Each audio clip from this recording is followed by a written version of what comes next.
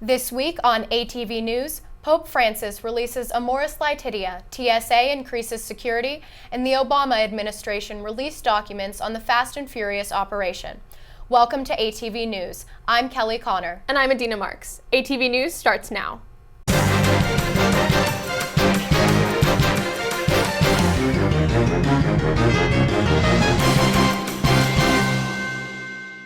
On Friday, April 8th, Pope Francis released a 256-page document known as Amoris Laetitia, or the Joy of Love, which discusses modern family life.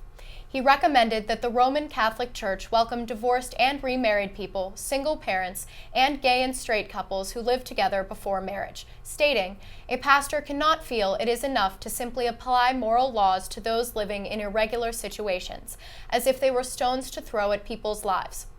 Despite this proclamation, Pope Francis has still not lifted the Roman Catholic Church's bans on contraception and homosexual marriage. With the release of Amoris Laetitia, Catholics throughout the world must wait to see what effects the doctrine will have on their community. The TSA is increasing its amount of security patrols and random checks outside of airports. The TSA is also aiming to have more bomb-sniffing dogs on patrol in public areas. This increase comes in response to the Brussels attacks. Most security has previously been focused on finding the identities of passengers to prevent a potential bomber from boarding a plane.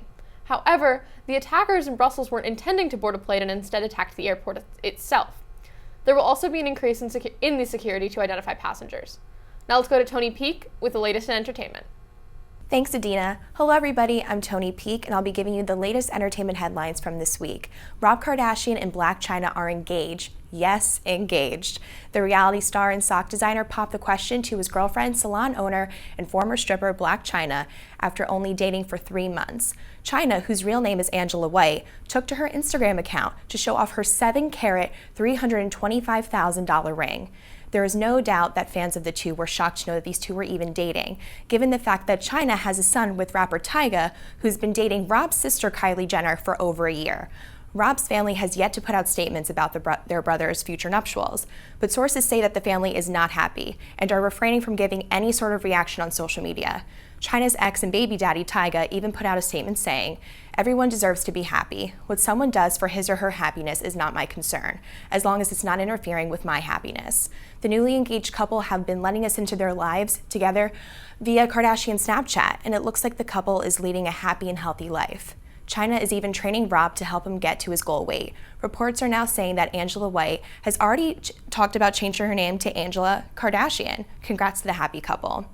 American Idol has come to an end after 15 years of being on the air. The first talent-seeking show premiered in 2002 and quickly escalated, becoming the #1 show in America for over 6 years. AI has produced stars like country singer Carrie Underwood, Oscar winner Jennifer Hudson, rocker Chris Daughtry, Fantasia, and OG winner Kelly Clarkson. The finale, which took place on Thursday night, was packed with appearances from former winners to all 3 original judges, Randy Jackson, Paula Abdul, and even that tough cookie Simon Cowell. Current judge Jennifer Lopez even took to the stage to perform her newest single, Ain't Yo Mama. When it was time to announce AI's final winner, Trent Harmon took the win over powerhouse LaPortia Renee. The Mississippi native shed tears upon his win. Harmon is now a signed recording artist, along with taking the title of AI's final winner. Way to go, Trent. Adrienne Bailon has set the record straight on the controversy surrounding her new relationship with Grammy-winning gospel singer Israel Houghton. The former Cheetah Girl turned talk show host took to her show to clear up all the crazy rumors. Bailon makes it clear that Israel Houghton is single. She didn't hide the fact that Houghton made it clear that he did fail in his previous marriage, but Bailon says that was 5 years ago when they didn't even know each other. The two first met while Bailon starred with rapper Ja Rule in their movie I Fell in Love with a Church Girl. The scandal broke because Bailon and Houghton were photographed together on a romantic Mexican vacay only 1 month after Houghton announced his divorce. We are happy to see Miss Bailon in a happy place. If you watch her show The Real, then you know that this is the exact type of man she's been yearning for. We can't wait to see where this relationship goes. Congrats, Chica. Now, for all you Gilmore Girls fanatics out there like me, you can commence shedding tears of joy because it is official. Melissa McCarthy is set to make her way back to Stars Hollow for the revival of Gilmore Girls. McCarthy made the announcement while appearing on The Ellen Show on Friday, where she said that she found out only like 20 minutes prior before she went on her show. As of right now, it looks like the whole cast is set to make their return, sadly without our Richard Gilmore, the late Edward Herman. But now we can all rejoice in the fact that our favorite townspeople will be together again. Again, I'm Tony Peak with ATV Entertainment. Now back to you in the studio, Kelly. Thanks, Tony. I'm so sad that American Idol is ending after more than a decade. I know, it's just so iconic and a piece of American culture, pretty much. I remember watching Kelly Clarkson win for the first time in 2002. At least we still have the voice. Residents of State House, an apartment building near Embassy Row, honored their neighbor, Andrew Moore. Moore, an 89-year-old World War II veteran who died in December, did not have next of kin, so he was destined for a pauper's grave. When his neighbors Nick Adams and Bill Shepard learned of his death, however, they gathered residents of State House to hold a memorial service for Moore at Arlington National Cemetery.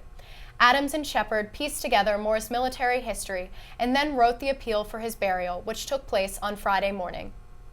It was announced Friday that the Obama administration has handed over documents to the House Oversight Committee on the Fast and Furious operation. The operation allowed roughly 2,000 weapons into Mexico with the purpose of being tracked to Mexican drug cartels. An unknown number of deaths have been linked to these guns. The committee says it still needs additional records. Now let's go to Chris Snyder with the latest in politics. Thanks, Kelly. I'm Chris Schneider. This is ATV Politics. This week, the state of Wisconsin held its primary for both parties. On the Republican side, Texas Senator Ted Cruz upset frontrunner Donald Trump by a wide margin. On the Democratic side, Vermont Senator Bernie Sanders defeated former Secretary of State Hillary Clinton by a 13-point margin. Both Trump and Clinton had been carrying the state in earlier polls, which ultimately flipped as the primary got closer. Another aspect of the Wisconsin primary was the fact that the state's new voter ID law came into effect. The law requires all voters to present photo ID at polling sites in order to vote. There were reports of hundreds of citizens left without the proper identification to vote, with the elderly, college students, and people from lower income areas affected the most. Meanwhile, the Democratic race heated up even more this week, with Sanders declaring that Clinton was unqualified to be president. After receiving a great deal of backlash, Sanders recanted his statement, and both him and his campaign manager stated Friday that Clinton does indeed have the resume worthy of the presidency. The two will face off in a debate this Thursday in New York on CNN and New York One. The fallout for North Carolina's controversial, quote, bathroom law continued this week, with more corporations pulling out of the state, most notably PayPal, which canceled a multi-million-dollar project to build a facility in Charlotte. Bruce Springsteen canceled a concert scheduled for Sunday, and the University of North Carolina at Chapel Hill stated that it would continue to offer gender-neutral restrooms, despite the legislation and a memo from the General Administration of the UNC system. The law states that people must use the restroom of the sex assigned at birth, which targets members of the LGBTQ+ community. The legislature and the governor have stood firm in keeping the law in place for now, despite the pressure. Senator Bernie Sanders will travel to the Vatican Thursday evening after the Democratic debate. Sanders will attend a meeting of the Pontifical Academy of the Social Sciences, where he will participate in discussions about social, environmental, and economic issues. Sanders said that he is honored to be attending the event. Finally this week, there are a number of primaries coming up later this month. If you live in New York, Connecticut, Pennsylvania, Maryland, Rhode Island, or Delaware, make sure you have requested an absentee ballot from your state and have instructions on when to return it for your vote to be counted. That's all for ATV Politics. I'm Chris Schneider. Back to you, Kelly. Thanks, Chris.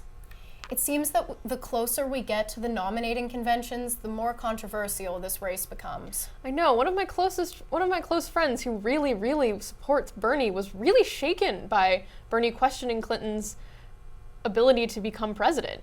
I know, my whole floor has been fighting over who they think should become the next president. On Thursday, April 7th, the National Capital Planning Commission released its concerns regarding the Smithsonian Institution's renovation project. The renovation, scheduled to start in 2021, consists of 5 new buildings surrounding the castle. The renovation will cost nearly $2 billion and will take 20 to 30 years to finish. Because of this great expense, as well as the fact that the renovation could result in the demolition of the Enid A. Hop Garden, the public has expressed resistance to the project, and now officials have too. Commissioner Peter May said, "It's causing great anxiety. If we put this on the anxiety spectrum, this is at the top." 2 House representatives will be speaking here at AU this coming Friday. Representative Phil Rowe of Tennessee and Representative Jerry McNerney of California will be speaking in Mary Graydon Center about Veterans Affairs in the ROTC program. The first part of the event will be a moderated discussion, with the Q&A session coming up after. Now let's go to Amaya Gomez with the latest in world news. Thanks, Adina. Hello, I'm Amaya Gomez, and this is ATV World News. On Thursday, Colombian courts ruled in favor of marriage equality, affirming that judges could not legally deny a couple's marriage request based on sexual orientation. The 6-3 ruling expanded the rights of the LGBT community. Couples in civil unions were already entitled to some legal protections, and a ruling in November lifted restrictions on their ability to adopt. In Venezuela, the government implemented a 3-day weekend to conserve energy for 60 days. The country relies on hydroelectric power generation. However, a long drought has devastated water levels. Friday will be recognized as a public holiday, and factories are expected to cut energy consumption by a fifth. President Nicolás Maduro has called on families and the youth to collaborate with the government and be conscious of their energy consumption. On the other side of the world, Sweden announced the creation of a national phone number. Anyone can call at any time and talk to a random Swede about anything. However, it is not toll-free, and you will be charged local and international rates. The Swedish Tourist Association created the number in commemoration of the country's elimination of censorship 250 years ago to highlight Sweden's commitment to freedom of expression. That's all for ATV World News. Back to you, Kelly, in the studio. Thanks, Amaya. Maybe we should try calling Sweden after the broadcast. I think it would be interesting, but I wonder about the language barrier. True. I don't know who will answer. Will they speak English? I guess we'll find out.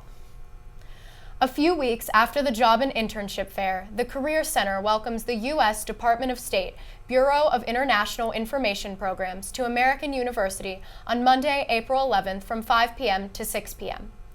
Office Director Tom Conley and Program Director Janine Bias will host an information session about internship opportunities. If you would like to go to this information session, you must RSVP online.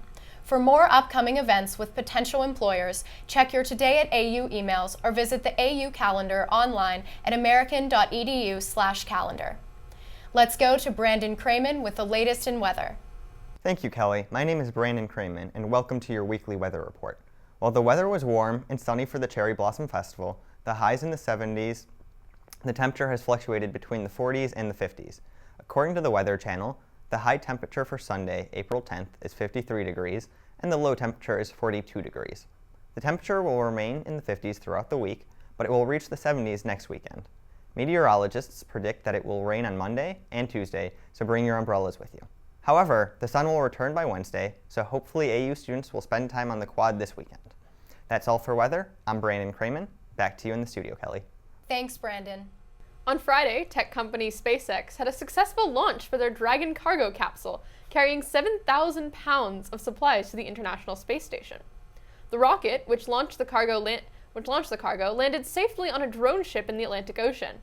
The capsule also carried mice to check for muscle atrophying, as the company plans to be able to send humans into space using the same technology in 2017.